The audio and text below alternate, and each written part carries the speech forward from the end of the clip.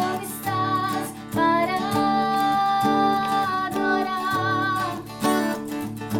Vem, assim como estás diante do Pai. Vem, toda língua confessará ao Senhor, todo joelho se dobrará, mas aquele que a ti escolher o tesouro maior terá. Vem, essa é a hora da adoração. Vem, dar a Ele teu coração. Vem, assim como estás para adorar. Vem, assim como estás diante do Pai. Vem, toda língua confessará ao Senhor, todo joelho se dobrará, mas aquele que a ti escolher o tesouro maior terá.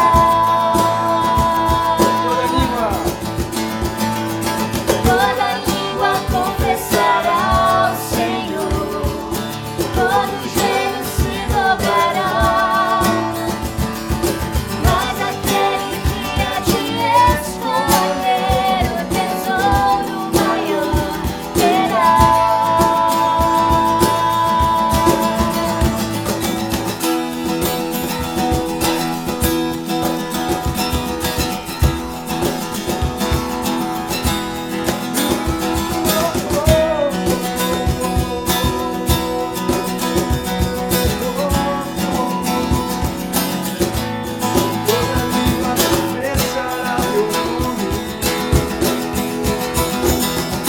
Toda língua confessará ao Senhor, todo joelho se dobrará,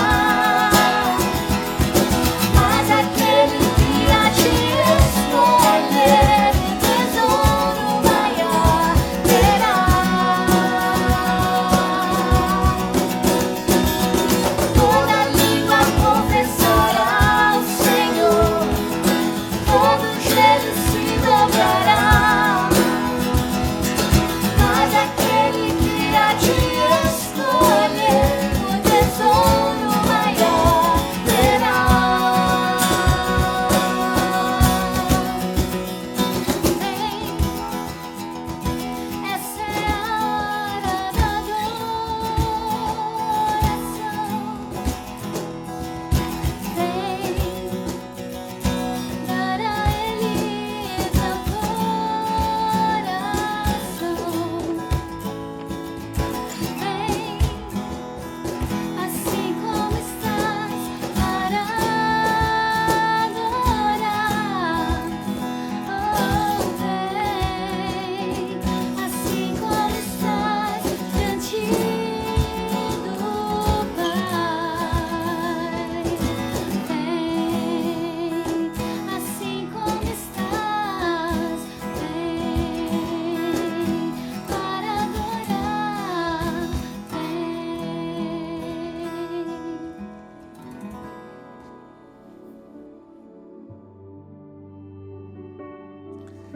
Muito bom dia para você. Espero que você tenha já louvado a Deus com a gente aí. Veio mesmo, como nós acabamos de cantar, vir assim como você está, vir para a presença de Deus.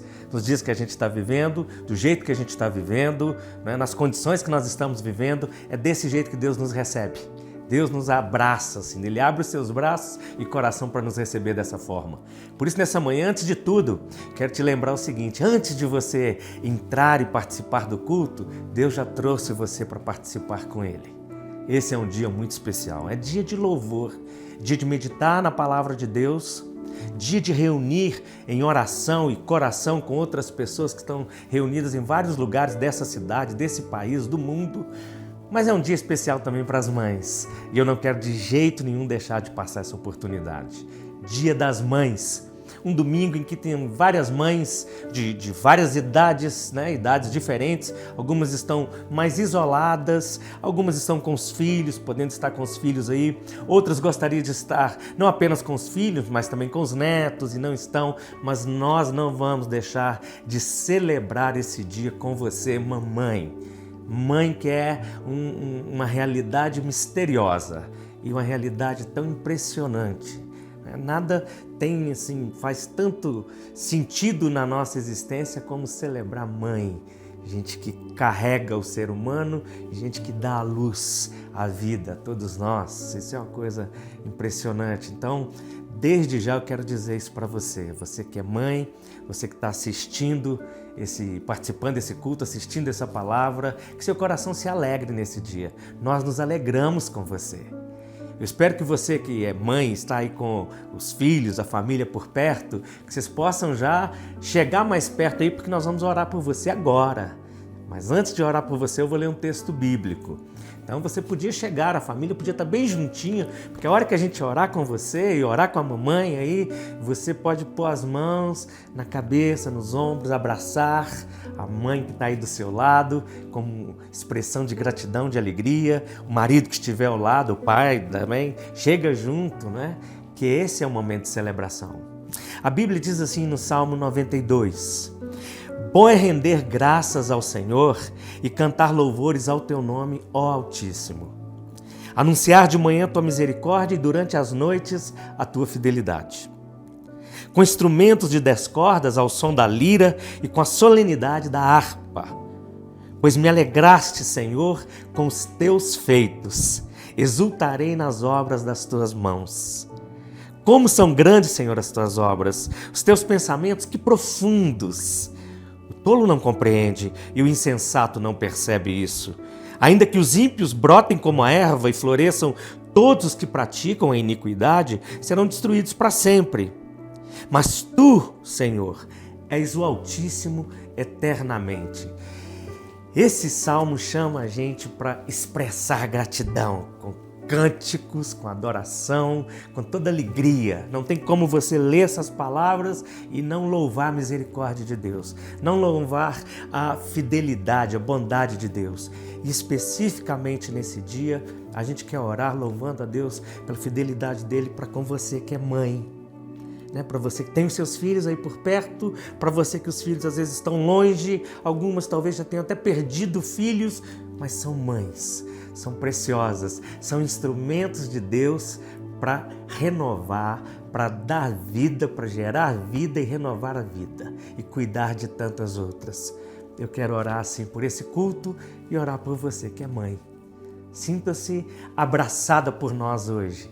Nos nossos cultos, nesse momento, a gente colocaria as mães, normalmente pediria para ficar em pé e a gente ia lá dar aquele bom abraço orando com elas ou até dando uma lembrancinha. Eu espero que você ganhe algum presente aí, né? Se não, pelo menos que seus filhos te dêem um vale presente para depois desse tempo poder te presentear. Vamos orar? Pega aí, chega junto da mamãe e mamãe, fecha os seus olhos aí, pensa em Deus. Nós vamos orar por você agora. Vamos orar.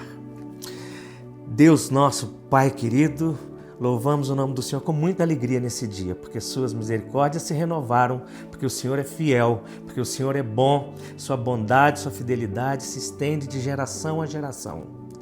Obrigado por tudo, obrigado por esse momento, por essa oportunidade de nos reunirmos mais uma vez, mesmo à distância, nos reunirmos em nome do Senhor e nos reunirmos com o Senhor. Agora eu quero orar especificamente pelas mães que estão aí assistindo ou pelas mães de quem está assistindo esse culto e participa desse momento. Eu oro para que a bondade do Senhor, a graça do Senhor, a paz, a alegria do Senhor visite cada uma dessas mulheres nesse dia em nome de Jesus. Que o Senhor dê tranquilidade para a mente, saúde no corpo, saúde nas emoções, companhia para quem se sente, para aquela que se sente sozinha. Eu oro para que o Senhor envolva cada uma com o abraço do Senhor e do seu Espírito. Que o Senhor faça, não só desse dia, mas de todos os dias, motivos de grande alegria para viver, motivo de grande alegria de existir. E em tudo isso o Senhor seja glorificado, em nome de Jesus. Amém. Então receba o nosso abraço, felicíssimo Dia das Mães, que Deus encha o seu coração, sua mente e sua casa de muita paz. E a gente vai louvar a Deus mais uma vez. Celebre a gente, louve com a gente nesse cântico agora. Vamos juntos?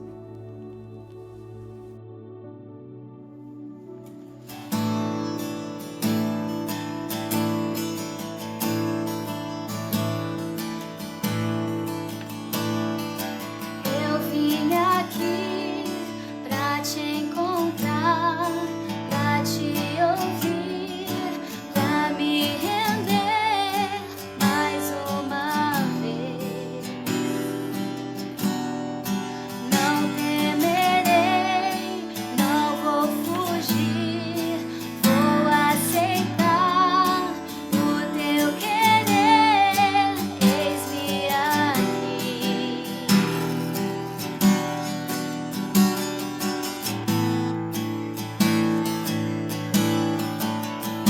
Tua voz aquece o meu coração, devolve a vida, a razão e me faz cantar, me refaz de novo e mais uma vez, moldando o meu coração ao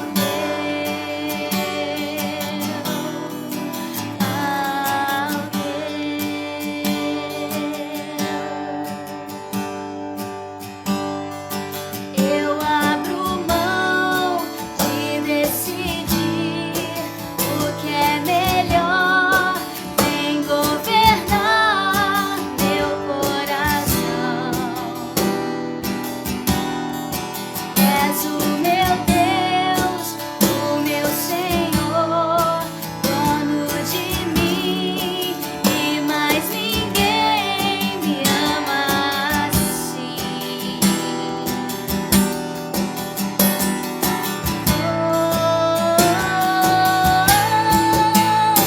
Tua voz aquece o meu coração, devolve a vida, a razão e me faz cantar, me refaz de novo e mais uma vez, moldando o meu coração ao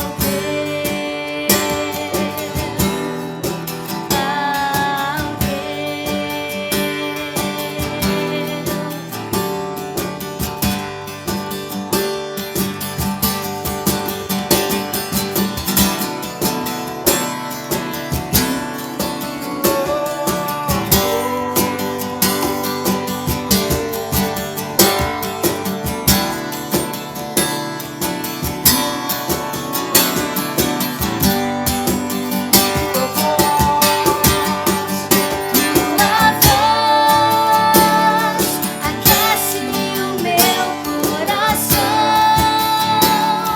devolve a vida, a razão e me faz cantar, me refaz de novo e mais uma vez, moldando o meu coração ao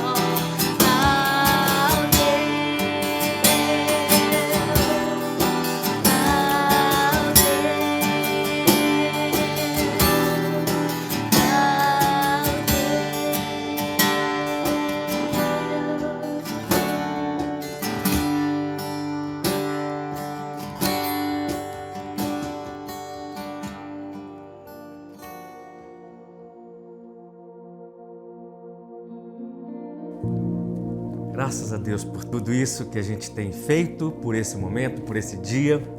E agora a gente tem um tempo de reflexão na palavra de Deus, como a gente sempre tem feito, como a gente faz sempre. E de novo eu quero dizer que é um privilégio ter você do outro lado aí participando com a gente nesse momento. momento de Deus trazer algo para o nosso coração, Deus trazer algo para a nossa mente, né? Deus trazer algo para a nossa alma. Esse é um momento especial da ação e da voz de Deus. Nós vivemos uns dias assim, tão apertados, e a gente tem falado isso sempre, mas nessa sociedade nossa que ela é relativista, ela é consumista, ela é apressada o tempo todo. A gente homenageia as mães hoje, por exemplo, e mãe é sinônimo de perseverança. Uma das coisas que mais traduz mãe para mim é perseverança. E esse é um dos tópicos, é o tópico que a gente, na verdade, vai mexer com ele aqui nessa manhã, porque é um grande desafio para nós, numa sociedade que corre, numa sociedade que tem pressa, numa sociedade que é consumista e consome tudo rapidamente, tudo vence rapidamente, não é? Então, de repente, a gente perseverar é um grande teste para nós. Nós vivemos aí todos os dias e somos tentados a abandonar a trilha da perseverança sempre. E eu quero aproveitar esse dia, lembrando da mãe, lembrando do coração de mãe, que é um coração que persevera, e lembrar você e trazer você para uma reflexão a partir dessa temática da perseverança. Mas eu queria te convidar a abrir a Bíblia comigo no Evangelho de Mateus, capítulo 3, Evangelho de Mateus, capítulo 3, a partir do versículo 13. Evangelho de Mateus, capítulo 3, a partir do versículo 13. Eu vou ler aqui 2 eventos que a gente conhece bem, a maioria de nós conhece bem, do registro bíblico, que tem a ver com o batismo de Jesus e logo na sequência a tentação de Jesus. Então acompanhe comigo, por favor, essa leitura. Diz assim a palavra de Deus. Por esse tempo, Jesus foi da Galiléia para o Rio Jordão, a fim de que João o batizasse. João, porém, quis convencê-lo a mudar de ideia, dizendo: eu é que preciso ser batizado por você e você é que vem a mim? Mas Jesus respondeu: deixe por enquanto, porque assim nos convém cumprir toda a justiça. Então ele concordou. Depois de batizado, Jesus logo saiu da água. E eis que os céus se abriram, e ele viu o Espírito de Deus descendo como pomba vindo sobre ele. E eis que uma voz dos céus dizia: este é o meu Filho amado, em quem me agrado. Capítulo 4 segue. A seguir, Jesus foi levado pelo Espírito ao deserto para ser tentado pelo diabo. E depois de jejuar 40 dias e 40 noites, teve fome. Então o tentador, aproximando-se, disse a Jesus: se você é o Filho de Deus, mande que essas pedras se transformem em pães. Jesus, porém, respondeu: está escrito: o ser humano não viverá só de pão, mas de toda palavra que procede da boca de Deus. Então o diabo levou Jesus à cidade santa e colocou-o sobre o pináculo do templo e disse: se você é o Filho de Deus, jogue-se daqui, porque está escrito: aos seus anjos eles dará ordens a seu respeito, e eles o sustentarão nas suas mãos, para que você não tropece em pedra alguma. Jesus, porém, respondeu: também está escrito: não ponha o Senhor, o seu Deus, à prova. O diabo ainda levou Jesus a um monte muito alto e mostrou-lhe todos os reinos do mundo e a glória deles, e disse: tudo isso lhe darei, se prostrado você me adorar. Então Jesus lhe ordenou: vá embora, Satanás, porque está escrito: adore o Senhor seu Deus e preste culto somente a Ele. Com isto, o diabo deixou Jesus, e eis que vieram anjos e o serviam. Vamos orar mais uma vez? Nós oramos para que a gente entenda a palavra de Deus. Deus fala e a palavra dele é inspirada pelo Espírito dele, tem a linguagem do Espírito dele, e só faz sentido para nós se o Espírito Santo traduzir isso para a nossa mente, traduzir isso para o nosso coração. E ao mesmo tempo, só faz sentido essa pregação, só vai chegar até você, e passando aqui por mim, que sou imperfeito, só vai chegar se Deus agir, se o Espírito Santo agir. Então vamos orar nesse instante, especificamente por isso. Deus, nosso Pai querido, mais uma vez nós oramos ao Senhor, colocando diante do Senhor esse momento de reflexão na Sua palavra, pedindo que o Senhor nos dê entendimento da Sua vontade, pedindo que o Senhor traga as palavras do Senhor para esse momento, que a palavra do Senhor passe por esse instrumento todo, humano, técnico, teológico, eletrônico, tudo isso, e ele chegue às pessoas, alcance o coração, alcance a mente, alcance o espírito, e que de alguma forma cada um receba aquela mensagem específica que o Senhor deseja. Nos ajude. O Espírito do Senhor traga luz sobre a mente de cada um e nos ajude a entender a sua voz, em nome de Jesus. Amém. Nós estamos aqui nesse trecho, como eu disse, que é um trecho bem conhecido, que trata de 2 eventos, do batismo de Jesus e também da tentação de Jesus no deserto. Nós estamos analisando isso à luz do Evangelho de Mateus. E aí, só para dar uma informação básica, porque isso ajuda a gente a entender essa linguagem de Mateus, o Evangelho de Mateus foi escrito por volta do ano 70, mais ou menos. Então você vê que já existia, tinha décadas já que existia a comunidade cristã. Mas ele é escrito para fortalecer a comunidade cristã, sobretudo uma comunidade que era formada principalmente de judeus e alguns gentios, não judeus. Então, por isso que ela tem uma linguagem, o Evangelho de Mateus tem uma linguagem mais voltada para o público judaico, que entende muito mais certas terminologias. Mateus escreve com isso, então, em mente e no coração, e ao mesmo tempo ele apresenta a realeza de Jesus Cristo. É um dos evangelhos mais ricos. Se você olhar a história da igreja, lá no início da história da igreja, o movimento que a gente chama de patrística, os pais da igreja, eles usavam demais esse evangelho, exatamente por essa condição riquíssima dele e por apresentar uma cristologia riquíssima. A cristologia é um estudo sobre Jesus, sobre a vida, sobre a obra, sobre o ministério, sobre a realidade de Jesus Cristo, do nosso Senhor.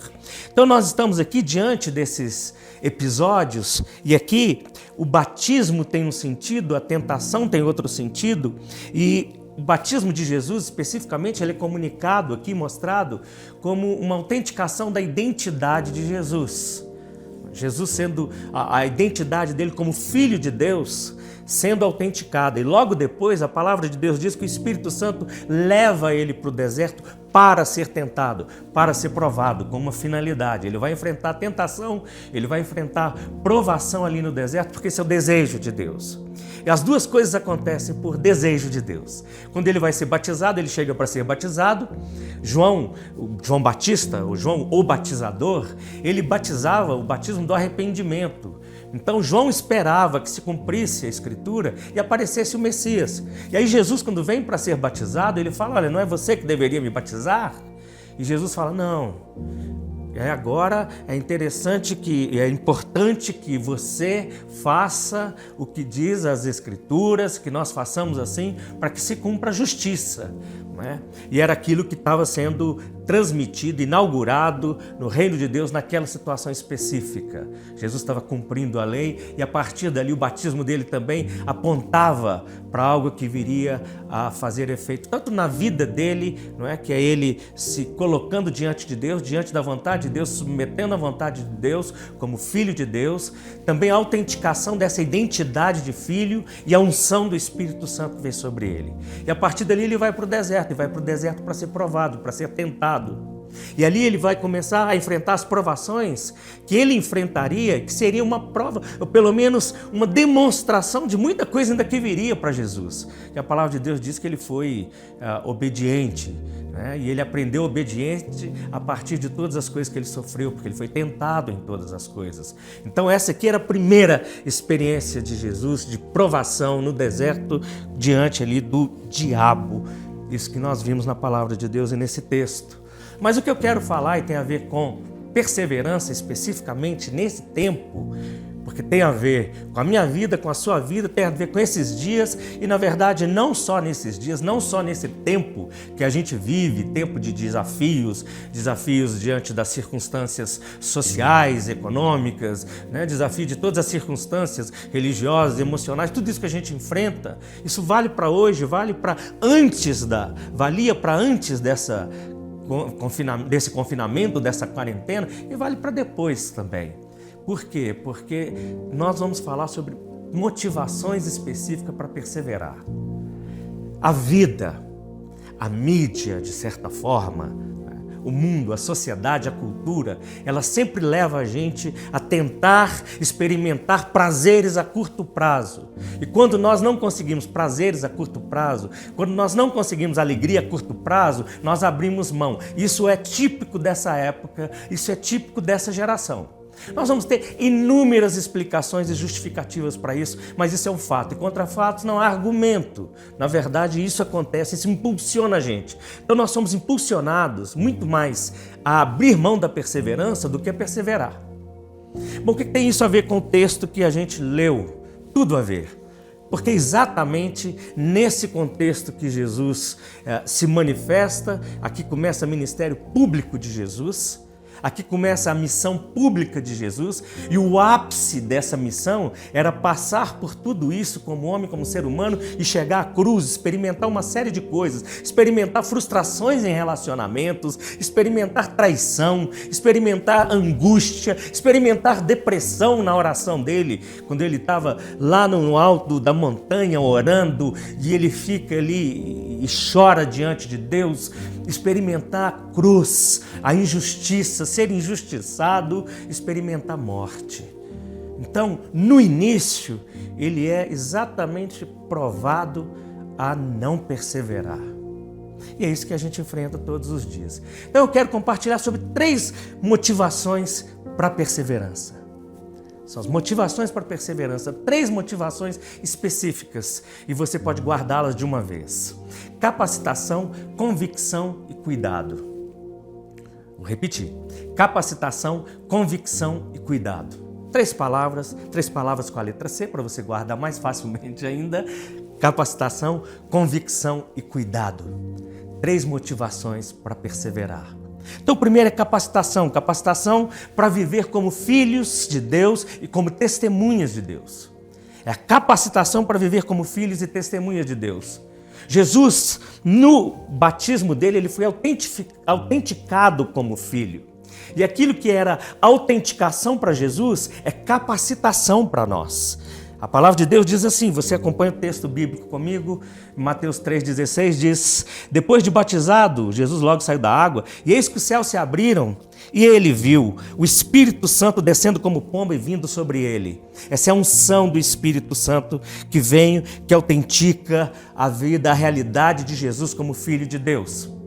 E essa, para nós, é uma capacitação. Quando nós cremos em Deus, nós somos capacitados assim. O Evangelho de João, no capítulo 1, versículo 12, diz que a todos quantos creram em Jesus e o receberam, Deus deu-lhes o poder de serem feitos filhos de Deus, ou seja, foram capacitados a ser filhos de Deus. Então, para a gente perseverar, o primeiro motivo é esse: somos capacitados a sermos filhos e filhas de Deus, somos capacitados para sermos testemunhas de Deus.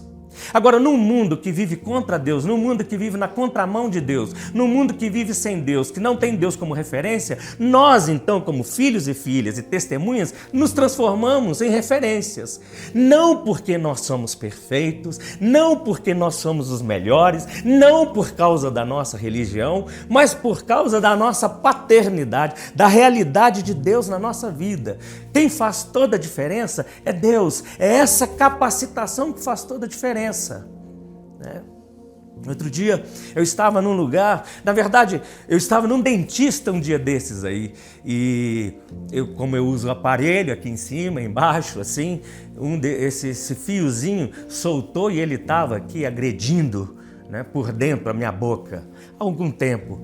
E eu cheguei na dentista e ela falou: oi, como estão as coisas? Está tudo bem? Eu vou trocar esse fiozinho. E quando ela olha, ela fala: puxa vida, mas a sua boca foi torturada esse tempo aí, hein? Eu falei: foi muito, muito mesmo. E eu dei umas boas risadas e ela falou assim: mas você foi tão torturado desse jeito e ainda está com esse sorriso, essa cara boa?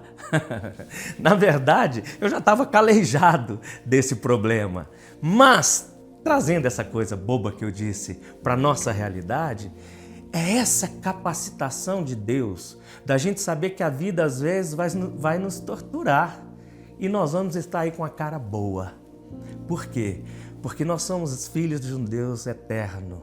Ele nos capacitou assim. Ele nos deu o dom da vida eterna. Nós precisamos estar com cara boa num mundo de gente que tem cara fechada o tempo todo. Num mundo de gente cheia de ódio, cheia de raiva. Num mundo de gente cheia de inveja, que prolifera, que estimula, né, a competição, a violência, tudo isso. A gente está aqui para ter o coração e a cara boa, porque somos capacitados a sermos filhos de Deus. Então, para nós, o batismo, que Jesus foi a autenticação, para nós é capacitação, ele precisa ser considerado assim. O batismo é um rito? Ele é um rito, mas ele é mais do que um rito. Nós cremos no batismo como um sacramento. Sacramento, ela é a palavra que foi traduzida do latim mysterium. Então, sacramento é algo sagrado, mas ele foi a tradução, a melhor tradução para o mysterium. É um mistério que é revelado e não é necessariamente visto com esses olhos. Por isso que ele é chamado de sinal.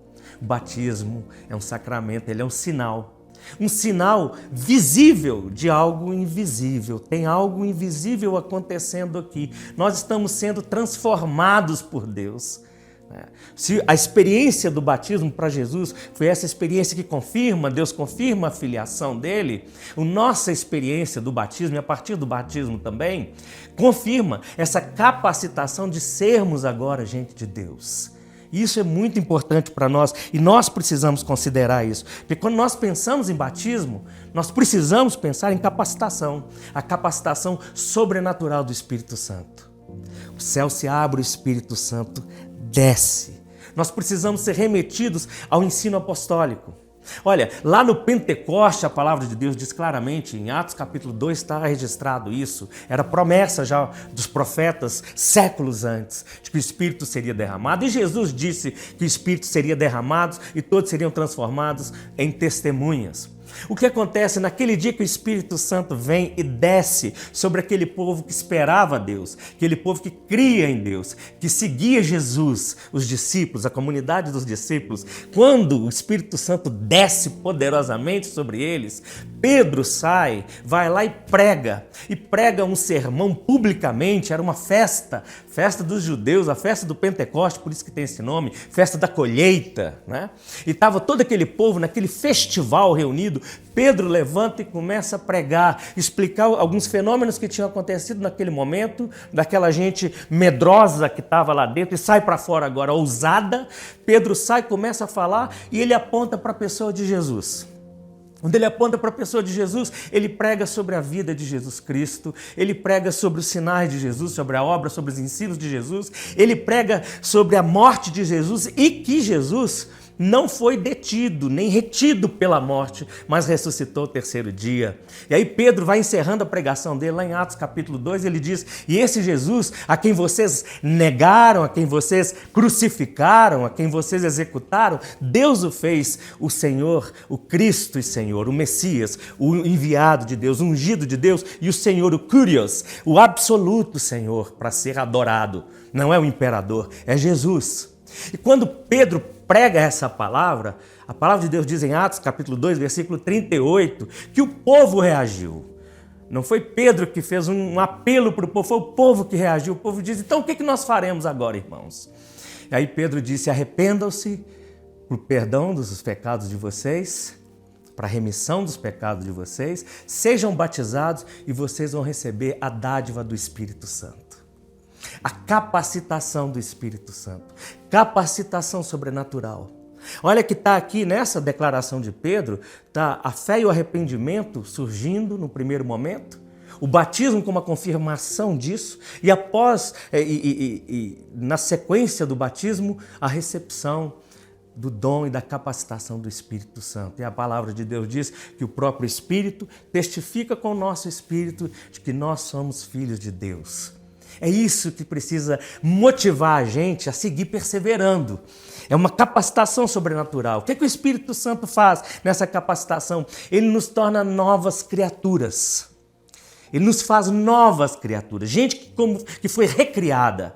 Por isso que tem a doutrina bíblica cristã, que nós cremos, estudamos, ensinamos, que é a doutrina da regeneração. Regenere, renascer, nascer de novo, criados de novo. Somos novas criaturas. Isso é algo que vai sendo transformado na nossa vida. Acontece de imediato e progressivamente. Como é de imediato e progressivamente? Quando nós cremos, nós somos transformados, nós nascemos de novo. Somos capacitados pelo Espírito Santo, nós nascemos de novo. Mas essa criatura vai sendo transformada com o tempo. Por isso nós não somos perfeitos. Mas nós, como diz Paulo, escrevendo aos Filipenses, lá no capítulo 3, ele diz: mas, no entanto, eu sigo para o alvo da perfeição. Eu quero ser o melhor que eu posso. E Deus capacita a gente para isso. Então, como eu tenho a capacitação de Deus, eu tenho estímulo para seguir em frente. Essa capacitação que vem de Deus, ela nos capacita com poder para testemunhar com palavras e ações, por palavras e obras, assim como Jesus. Ser testemunha não é só testemunha de fazer discurso, não é só testemunha de ter um discurso teológico, não é só um testemunho de entender qual teologia que a gente entende, qual tipo do cristianismo que a gente abraça, mas é ser testemunha dele, de pessoa, da pessoa de Jesus, o centro da nossa vida, o centro do nosso discurso, o centro da nossa existência é a glória dele, é a glória de Jesus. E essa é a essência de ser testemunha. E nós vamos sendo testemunha porque nós somos. E nós vamos sendo testemunhas também pelas nossas ações. Nós recebemos poder para testemunhar com discurso, com uma pregação, com compartilhamento da vida, com compartilhamento da nossa companhia, da nossa amizade, da fraternidade, orando para que pessoas sejam transformadas, sejam curadas, sejam libertas. Essa é a realidade do poder de Deus sobre nós. Filhos e filhas de Deus. Nós somos capacitados também para viver como gente do reino de Deus. E viver como gente do reino de Deus, a gente está falando aqui do ser. O ser precisa vir antes do fazer, antes do discurso, é ou não é? Nós somos chamados para ser. Então, quando falamos de capacitação para sermos filhos e testemunhas de Deus, é ser antes de tudo. Vai ser muito precioso para qualquer lugar, para casa, para a família, para os relacionamentos, com os amigos, com qualquer um, em qualquer profissão, em qualquer relacionamento que você tiver envolvido, vai ser importantíssimo para você e para mim que as pessoas percebam quem nós somos. Somos filhos de Deus, amados por Deus, somos os filhos dele. Não somos os melhores, somos filhos de Deus por graça de Deus, adotados em Cristo Jesus, como diz a palavra do Senhor. Gente do reino de Deus, que abraça valores do reino de Deus, que luta para viver as coerências do reino de Deus, num mundo que é contra o reino de Deus. Então o reino de Deus é contra a cultura nessa realidade. Nós vivemos num mundo em que a injustiça, ela é assim o normal da sociedade. Agora, quando nós falamos em injustiça, a partir da ética do reino de Deus, não a partir da ética pós-moderna, não a partir de uma questão de declaração de moral moderna, da modernidade ou da pós-modernidade. Nós falamos a partir da ética do reino de Deus.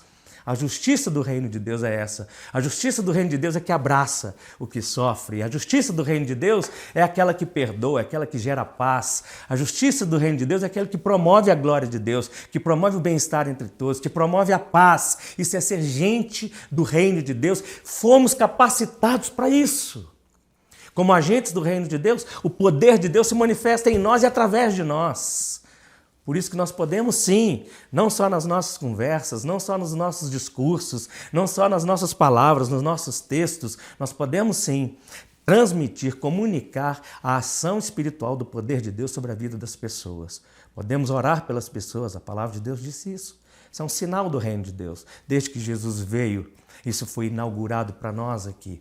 Nós oramos pelas pessoas para que elas sejam curadas, para que elas sejam renovadas, para que elas sejam libertas daquilo que atormenta a alma, o espírito, aquilo que atormenta a mente, os terrores da vida, os terrores que as pessoas nem sabem que são realidades espirituais.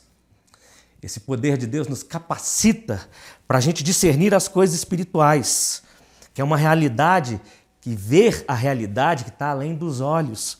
Não é porque ao longo dos anos, principalmente no final dos anos 80 e início dos anos 90, e daí para frente, principalmente metade dos anos 90 para frente, começaram a acontecer extremismos no que nós chamamos de realidade espiritual, no meio cristão, sobretudo no meio evangélico brasileiro. Não é por causa de extremismo, não é por causa de charlatanismo, não é por causa de toda essa bagunça que a gente vai deixar de crer naquilo que é real. Então nós temos o real, nós temos uma fé sensata, nós sabemos o que está acontecendo e tem a realidade espiritual e nós não podemos desprezar essa realidade espiritual. Filhos e filhas de Deus, em quem o Espírito Santo habita, tem capacitação para discernir a realidade espiritual. Tem realidade espiritual. A gente olha os fatos, a gente olha a notícia, a gente olha o que está acontecendo com o país, a gente olha com o que está acontecendo na cultura, com a família, em todos os lugares, e a gente sabe que existe uma realidade espiritual, existe algo além do que as pessoas veem. Agora, isso não é ser místico demais para uma cultura que cada vez, isso para o Brasil é novidade, para outros países, para a Europa, Estados Unidos, isso já passou há muito tempo, por causa da questão da razão, né, em toda como as coisas foram proliferando em termos de ciência e outras coisas mais, e aí vai diminuindo essa realidade da convivência com a realidade espiritual, essa percepção espiritual das coisas. Nós também, a igreja, de certa forma, a partir do momento que ela cresceu, a partir do momento que começou a ter acesso a algumas coisas, ou que a economia melhorou, nós vamos deixando de perceber que tem uma realidade espiritual por trás de todas as coisas. Que realidade espiritual é essa? Bom, é Deus que vai dar o discernimento. Cada um enfrenta de um jeito. Cada um enfrenta, cada um vê, cada um conversa, cada um analisa. Mas quem é capacitado por Deus consegue discernir o que está por trás dessa realidade. E nós também somos capacitados para viver a transitoriedade da vida como quem está em missão. O que é isso? É entender o seguinte, olha como isso nos ajuda e precisa nos motivar a perseverar, a viver feliz, a viver bem. A transitoriedade da vida é o que nós estamos aqui passando. Isso é transitório. Quem tem Deus, a realidade do Espírito Santo, quem conhece a palavra de Deus, quem creu em Deus e abraçou a realidade da vida eterna, sabe que nós estamos passando por aqui. Sabe que isso tudo é transitório. E nós não nos iludimos pelo efêmero. Nós não nos iludimos pelo vazio. Eu vou falar um pouco mais sobre isso já já. Mas essa transitoriedade faz parte da nossa missão. Esse tempo provisório que nós existimos aqui, ele faz parte da nossa missão de vida. E nós entendemos isso, porque nós fomos capacitados para viver assim. Deus não veio simplesmente, em Jesus revelou a gente a palavra dele, nos chamou para crer e a partir daí já nos transportou para outro lugar. Não foi isso, nós estamos aqui na terra. E por que nós estamos na terra? Por que nós estamos vivos hoje? Mesmo que não estejamos vivos amanhã, nós estamos vivos hoje. Por quê? Porque estamos em missão. Isso é capacitação. Nós somos capacitados para exercitar essa missão aqui, para sermos gente do reino, pessoas do reino de Deus, comunicar o reino de Deus, comunicar Deus, comunicar a paz de Deus, a alegria de Deus, a existência de Deus, comunicar a glória de Deus, num lugar que é o caos, no lugar que cada dia mais se transforma em territórios cada vez mais apertados. Nós estamos cercados, sitiados o tempo todo por questões opressivas. Mas precisa ter gente que tem coração tranquilo, gente que tem alegria no Espírito para viver. Essa é a capacitação do Espírito Santo. É por meio dessa capacitação espiritual e só por meio dela que nós podemos orar Pai Nosso. Só por meio dessa capacitação. Somos capacitados a ser filhos e filhas de Deus e por isso nós podemos orar Pai Nosso. Agora um detalhe, orar Pai Nosso não é fazer uma reza correndo, gritando, como um grito de guerra. Alguns têm feito isso e eu quero dizer isso do fundo do meu coração. Eu acho assim uma tremenda falta de sensatez quando as pessoas fazem isso. Elas vão orar o Pai Nosso e façam uma oração apressada, corrida, gritando como se fosse um grito de guerra. Isso é uma oração de adoração profunda, porque nós fazemos a Deus, ao Pai.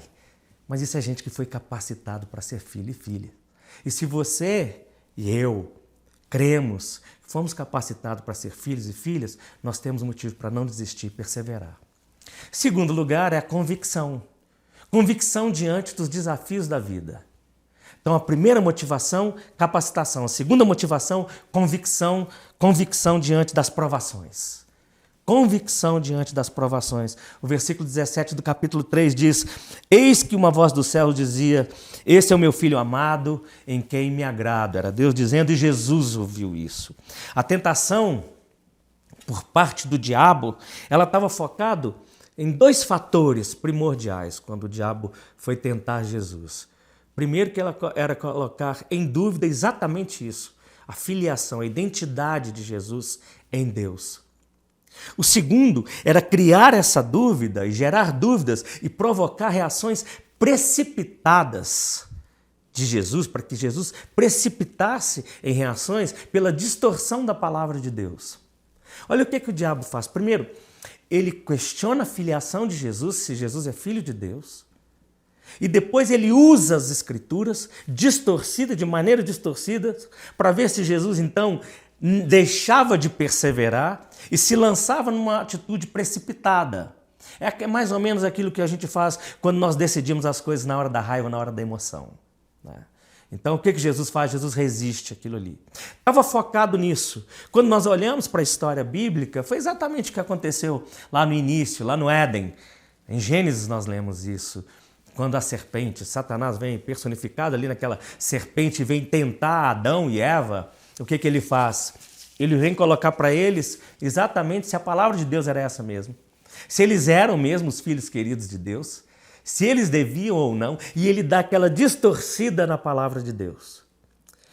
A Bíblia fala de dois Adões, né? Um Adão, o primeiro Adão, que é aquele lá do Gênesis, e o segundo e último Adão, que é Jesus Cristo. Paulo ensina isso na carta dele. O primeiro Adão foi tentado e foi reprovado e caiu. O segundo Adão foi tentado e aprovado e ele venceu. E na vitória dele está a nossa vitória também. Então a convicção de Jesus leva ele a ficar firme. Quando nós falamos de convicção, essa estratégia do diabo, né, de todos os sistemas usados pelo mal, que foi contra o Adão lá no início, que veio tentar Jesus ali naquele deserto, ela continua sendo a mesma estratégia maligna nos dias de hoje. Claro, se o nome do diabo é o adversário, Satanás é o enganador, essa é a principal estratégia dele, é enganar. E no engano dele, nós somos seduzidos, porque ele usa várias coisas, estão aí várias coisas. A Bíblia diz, João diz isso, que o mundo jaz no maligno, né? O mundo repousa no colo do diabo. E Jesus uma vez estava falando com as pessoas que estavam ao redor dele, o Evangelho de João também registra isso. Jesus fala, eu vou sair daqui, porque quem está chegando aqui agora é o príncipe desse mundo, o regente desse mundo, que é uma atribuição a Satanás, que governa toda essa cultura, essas coisas que estão por trás da cultura, que são anti-Deus, que são anti-reino de Deus, que são anti-Cristo. Então, nessa realidade, o diabo ainda tenta, de todas as formas, enganar a gente. E nós somos chamados a sobreviver e a perseverar a partir da convicção. Que convicção é essa? Nós estamos aqui na travessia, como eu disse na semana passada, nós estamos na travessia do deserto da vida. E tem uma coisa que eu acho importante a gente considerar, que nós sempre usamos o que eu chamo de óculos sazonais. Óculos sazonais. Sazonais de estação, né? Nós interpretamos a vida de acordo com as estações da vida que a gente vive. Você pode ser gente que é adepto da religião, que não é adepto da religião, que está na igreja, que não está na igreja. Isso é um fato. Inclusive para nós que falamos crer em Deus. As estações da vida fazem a gente olhar para a vida com olhos específicos. Nós interpretamos Deus, nós interpretamos a religião, nós interpretamos a vida, nós interpretamos relacionamentos, amizades, todas as coisas a partir das estações que nós vivemos. Nós não vivemos numa única estação na vida. Na verdade, tem dias que parece que a gente experimenta mais de uma estação no próprio dia. A gente acorda com um humor e vai dormir com o outro. E nós interpretamos ações e reações dessa forma. E dessa forma nós convivemos com a vida. Então, o grande desafio é que nós, porque mudamos de estações, em algumas estações nós somos muito mais seduzidos a desistir do que a perseverar. E Jesus vai mostrar para a gente o seguinte, que independente das estações e a despeito de toda a provação, o que vai motivar a gente, uma das principais motivações que vai nos deixar firmes, é a convicção. As provações, elas mexem com a nossa estrutura existencial. Provação, ela mexe com o nosso corpo. Provação mexe com as nossas emoções. Provação mexe com a nossa vida espiritual. Não tem uma provação nessa vida. Não tem um sofrimento, não tem uma tentação, não tem uma dificuldade que não mexa com a nossa estrutura física, emocional, espiritual. Nós somos um ser assim integral.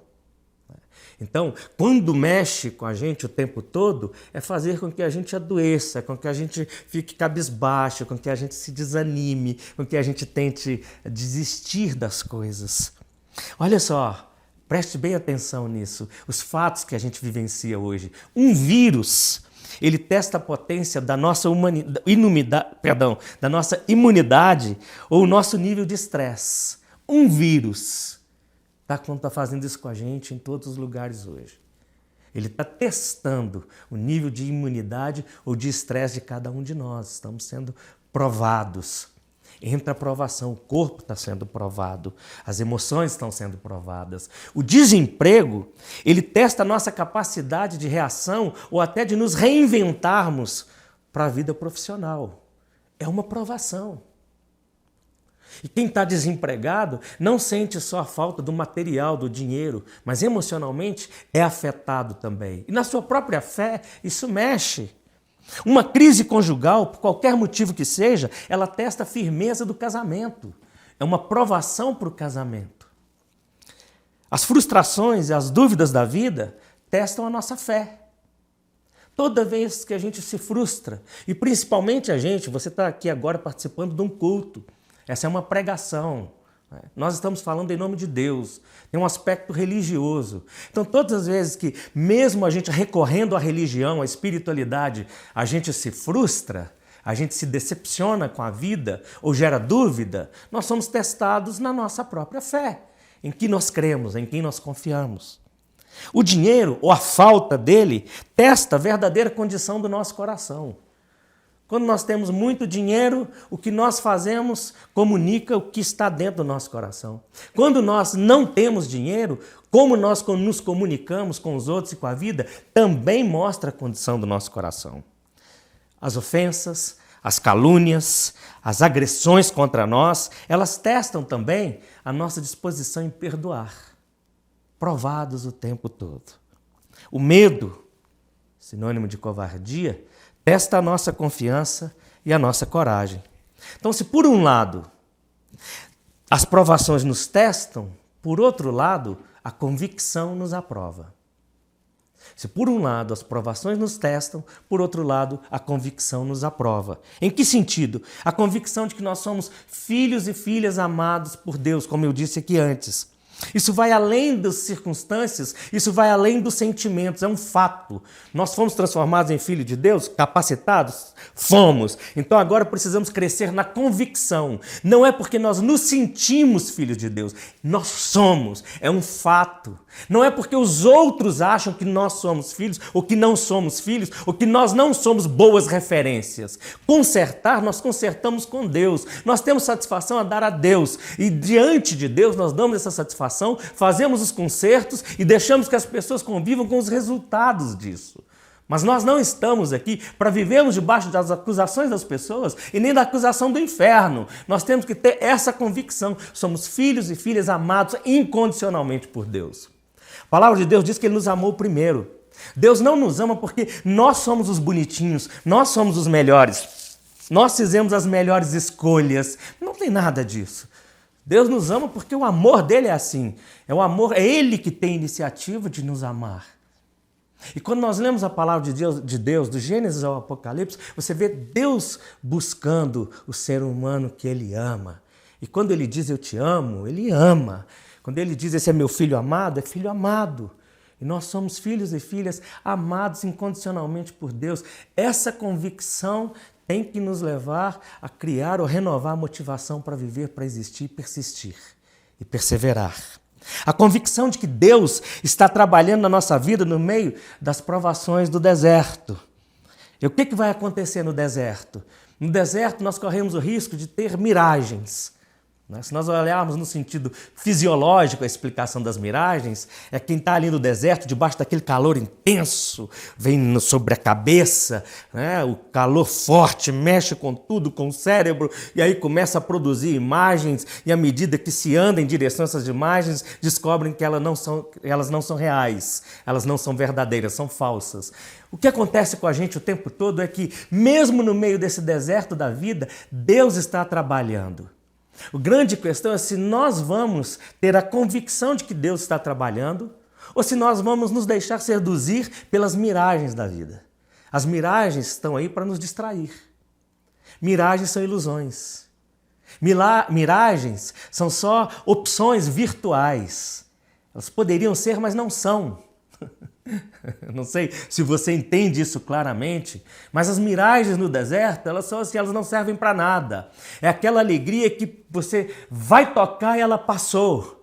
É o prazer que você larga tudo ou faz tudo por 10 minutos de uma satisfação que não dura mais nada e não beneficia ninguém. São miragens da vida. São as provações que vêm para nós, para nos distrair. Mas ao mesmo tempo está provando quem nós somos e quem nós pensamos que somos, e mais ainda, quem assumimos que nós somos. A convicção, ela é a força motriz da fé, ou seja, ela é que nos movimenta a crer cada vez mais.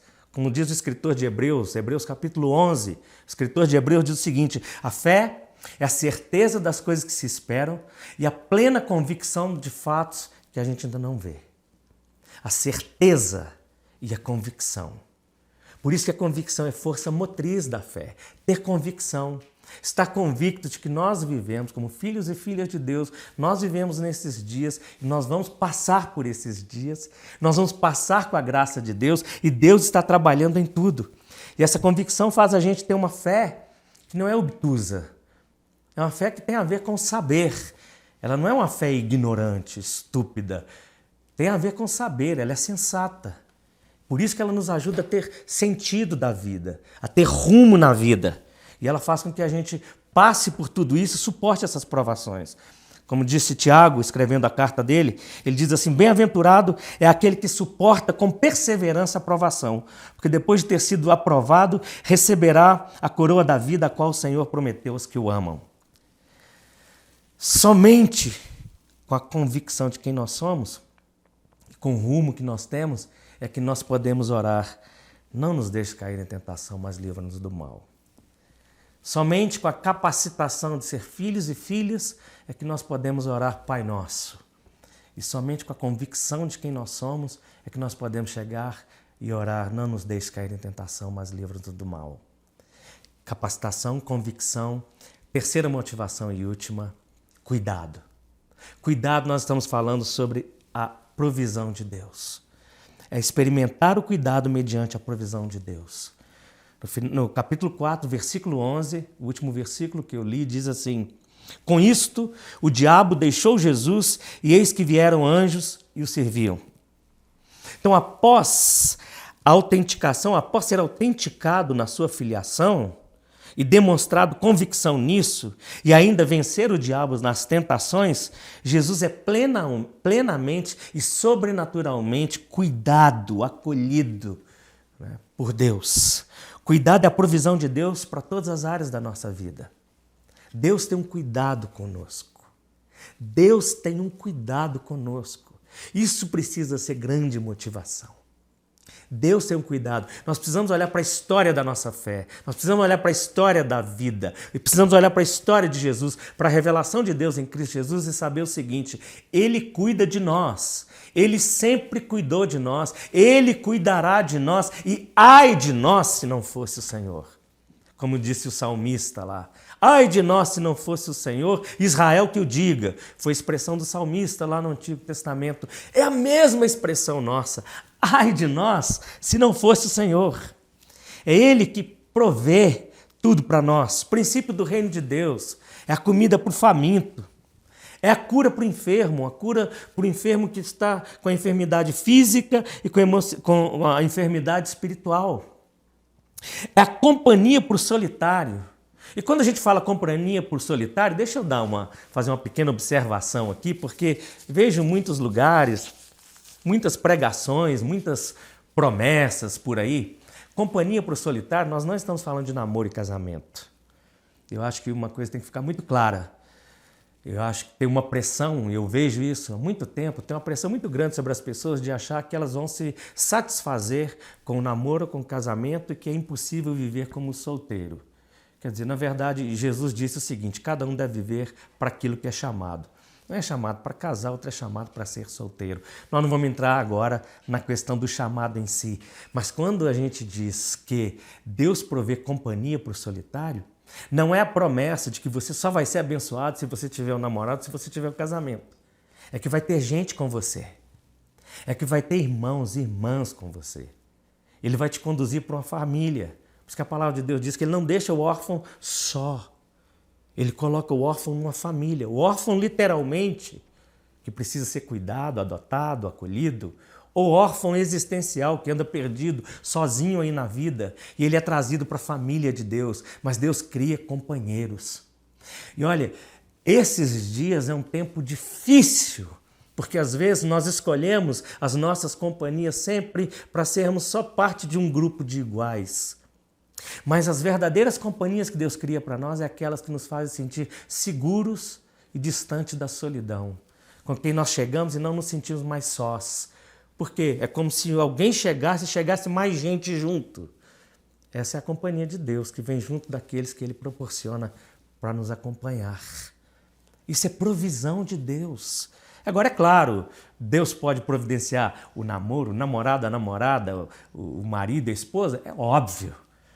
Mas quando eu estou falando dele deixar ele acolher, arrumar companhia para o solitário, isso vai além. Mesmo porque tem muita gente que está dentro de relacionamento e continua solitário. É Deus agindo para dar companhia para o seu coração, para a sua mente, cuidado com a sua emoção. Deus traz a proteção espiritual, nós falamos de realidade espiritual, de realidade que nós não conhecemos, de coisas que nós não vemos e nós desconhecemos. Deus nos protege, Deus está nos protegendo o tempo todo. A realidade dos eventos que nós vimos aqui, que nós lemos, é o seguinte: um anjo caído veio provar Jesus. Após Jesus vencer, vários anjos celestiais vieram cuidar de Jesus. Um anjo caído veio provar, vários anjos vieram cuidar. Que coisa extraordinária. Deus usa anjos dele de diversas formas para cuidar de nós. Eu cito de novo o escritor de Hebreus, que diz o seguinte, lá no capítulo 1, versículo 14 de Hebreus, ele diz: os anjos são apenas servos, espíritos enviados para cuidar daqueles que herdarão a vida eterna. Cuidado de Deus, provisão de Deus.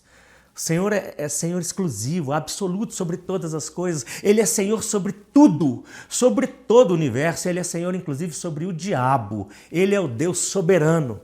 E nesse aspecto de soberania, eu acho que vale a pena a gente considerar uma coisa que ao longo dos anos não se fala muito, principalmente no meio evangélico, não se fala muito sobre a realidade da providência divina. Quando nós falamos de soberania de Deus, nós precisamos lidar com a realidade da providência divina, porque esse é o cuidado de Deus. O que é providência divina? Ela vem do latim prudência, e significa previsão, sagacidade, um encurtamento de providência derivado de providere, que é olhar adiante, preparar, antecipar, cuidar de antemão. Santo Agostinho disse o seguinte: se a providência de Deus não preside às coisas humanas, não há necessidade de se lidar com a religião. Se a providência de Deus não preside às coisas humanas, não há necessidade de se lidar com a religião. A providência, a soberania, o poder maior de Deus que cuida da gente não só agora, não cuidou só ontem, não nos esqueceu hoje. Ele cuida da gente o amanhã. Isso é muito importante que a gente tenha essa convicção e essa motivação nesse cuidado de Deus.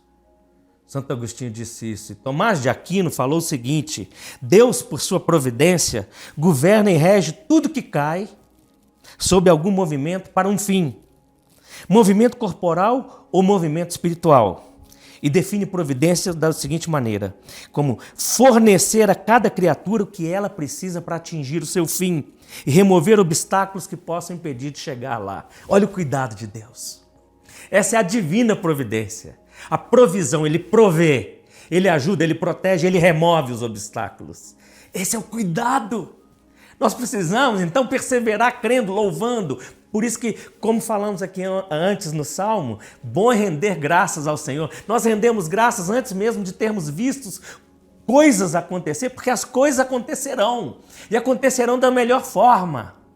Tem gente que vai viver e vai viver para Deus. Tem gente que vai morrer e vai morrer para Deus.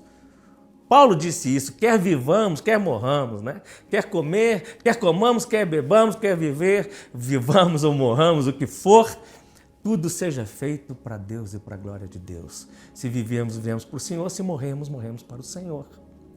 Porque é a providência, é a divina providência, é o cuidado, Deus exercendo, é Deus estendendo o cuidado dele comigo e com você. Ele não nos abandonou nesse tempo. Ele não nos abandonou lá atrás. Ele não trouxe a gente para simplesmente ser provado, para nos insultar, para nos envergonhar. Porque Jesus, de uma vez por todas, foi insultado, foi envergonhado, foi julgado, foi executado na cruz, para que aquela vergonha não recaia mais sobre nós. Agora, a intervenção de Deus na sua providência é nos livrar, é nos suprir.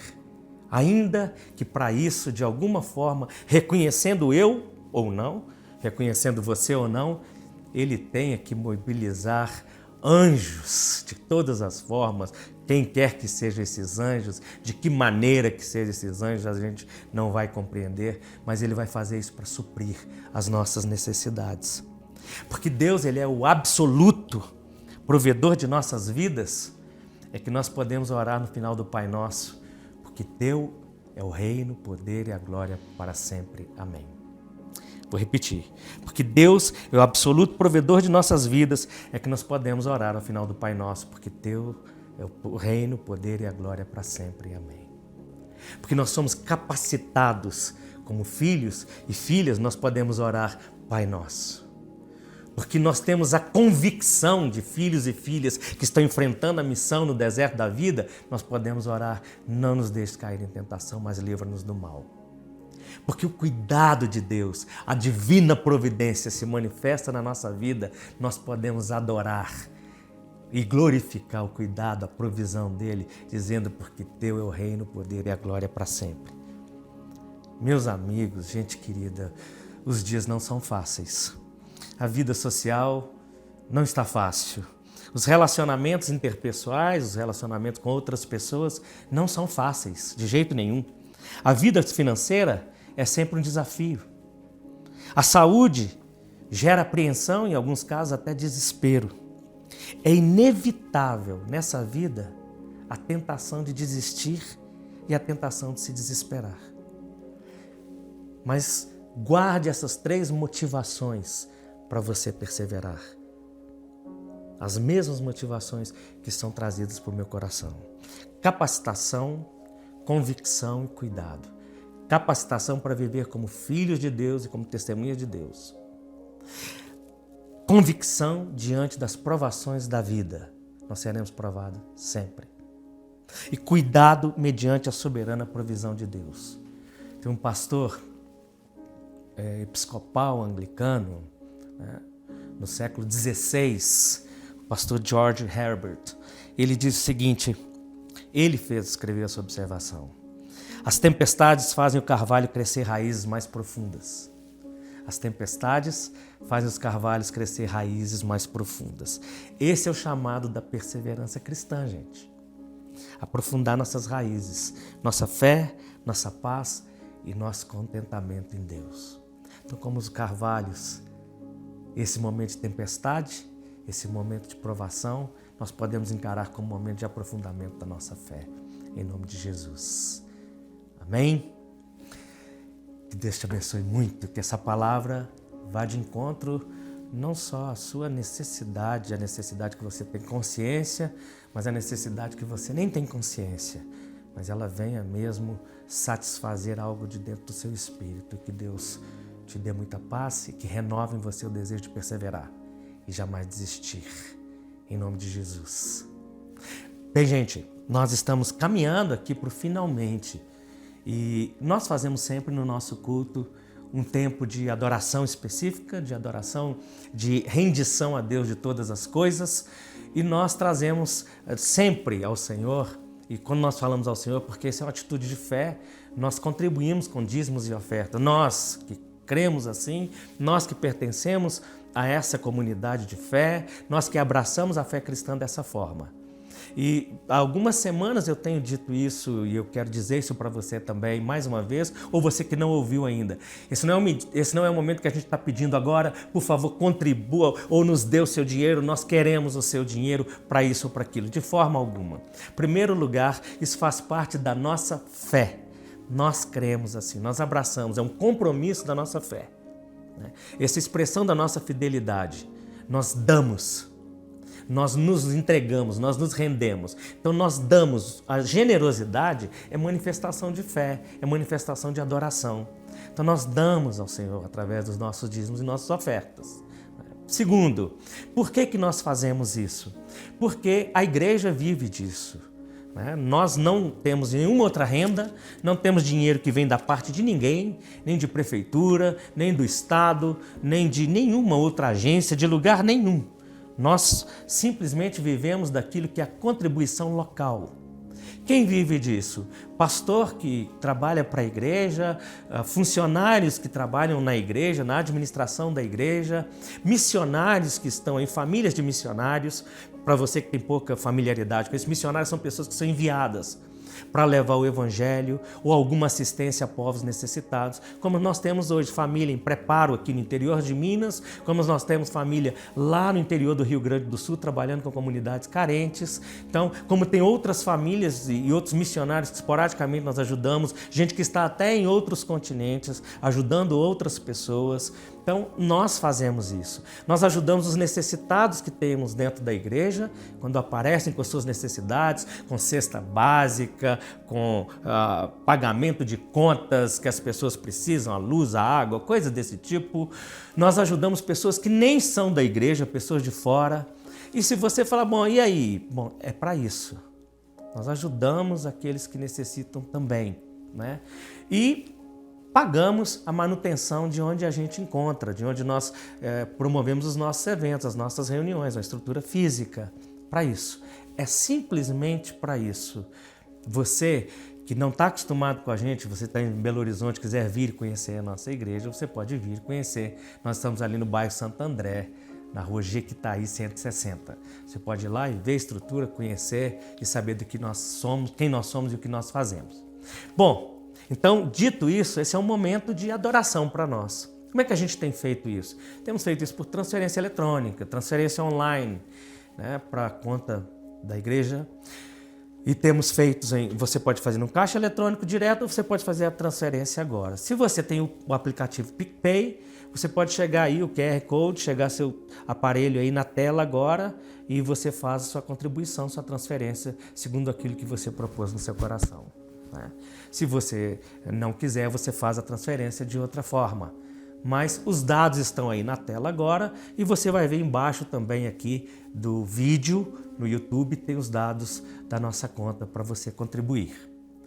Quando há algumas semanas a gente vem dizendo esse é um momento de contribuição especial, eu quero falar isso mais voltado para você que se relaciona com a fé e com a igreja. Com tudo isso que está parado, não só a igreja, como pessoas ligadas à igreja, têm precisado de grande ajuda e grande socorro. Se você quiser fazer uma doação, você quiser fazer automaticamente por dinheiro, faça. Se quiser entrar em contato com a gente, você sabe como entrar. Se vocês quiserem doar mantimentos para cestas básicas também, serão muito bem-vindas, porque nós estaremos agora distribuindo cestas para várias famílias da igreja e de fora da igreja, inclusive na comunidade ao redor de onde nós nos reunimos. Vai ser um prazer. Que Deus te abençoe muito, nesse tempo todo, com muita paz. Que Deus te abençoe, com muita alegria. Que você, mãe, festeje e celebre esse dia para valer e sua família celebre com você de alguma forma, ainda que à distância ou juntos. Se você está aí, a sua mãe já não está mais por aqui, como é o caso da minha mesmo, não está, a gente tem muito que agradecer, porque foi bom demais a existência dela e certamente você tem os seus motivos de gratidão. Mas agradeça pela vida. Nós vamos encerrar agora orando e mais uma vez te agradecendo pela sua presença aqui. Durante a semana nós temos a live da igreja, quarta-feira, 8 horas da noite, igreja.caminho no Instagram. Igreja.caminho lá no Instagram, quarta-feira, 8 horas da noite. Vamos orar? Senhor Deus, cheio de misericórdia, graça e bondade, mais uma vez nós te agradecemos porque o Senhor é bom, porque o Senhor vem de encontro a todas as nossas necessidades, sejam elas físicas, sejam emocionais, sejam espirituais, o Senhor nos conhece. O Senhor nos capacita, o Senhor faz crescer dentro de nós essa convicção de que somos filhos e filhas do Senhor, e o Senhor estende o seu cuidado, sua provisão graciosa na direção de cada um de nós. Eu oro para que esse cuidado vá agora visitando cada um de maneira assim específica, para aqueles que precisam ser tocados no corpo com a cura de uma enfermidade, que eles recebam isso em nome de Jesus. Aqueles que precisam ser libertos na mente, no coração, nas emoções, aqueles que precisam perdoar alguém, ou aqueles que precisam, Deus, correr atrás de alguém para pedir o perdão, eu peço para que o Senhor dê capacitação em nome de Jesus e dê paz. Que relacionamentos sejam curados e restaurados nesses dias, mas o Senhor não nos deixe desistir de forma alguma. O Senhor nos ajude a perseverar com a força do Senhor. E agora, amados irmãos e irmãs, que a graça do Senhor Jesus, o amor eterno de Deus, o nosso Pai, as consolações, a comunhão e a capacitação do Espírito Santo seja sobre sua vida e sobre todo o povo de Deus espalhado sobre a face da terra, hoje e sempre. Amém e amém. Um grande abraço, bom domingo, ótima semana para você. Deus te abençoe.